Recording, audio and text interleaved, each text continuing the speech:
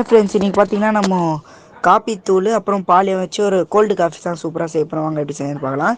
First ஒரு mixie jar எடுத்துக்கோங்க. இது கிண்ணலாம் வேணால் ஸ்ட்ரெயிட்டாக மிக்ஸி ஜார் உள்ளே போயிடலாம். மிக்ஸி ஜார் ஒன்று எடுத்துக்கோங்க. பார்த்தீங்கன்னா மிக்ஸி ஜார் ஒன்று எடுத்துக்கணும். ஒரு நாலு டேபிள் சின்ன ஸ்பூன் இருந்தால் 4 டேபிள் ஸ்பூன் வந்து காஃபி தூள் ஆட் பண்ணி கொஞ்சம் கரெக்டாக ஆட் பண்ணுங்கள். பெரிய டீஸ்பூன் அதை 2 ஆட் பண்ணுங்கள். ரொம்ப சேர்த்திங்கன்னா நல்லாவே இருக்காது, கசக்கும். ஓகே ஃப்ரெண்ட்ஸ், 4 டேபிள் ஸ்பூன் சின்ன ஸ்பூன்லாம் நான் ஆட் பண்ணிக்கிறேன். 4 டேபிள் ஸ்பூன் அதாவது காஃபி தூள், அப்புறம் நான் 5 டீஸ்பூன் சக்கரை போட்டுக்கிறேன். சக்கரை போட்டுட்டு அப்புறம் ஒரு 10 ரூபா பால் பேக்கெட் பாலை வந்து நான் கட் பண்ணிவிட்டு ஃபுல்லாக ஊற்றிடுறேன்.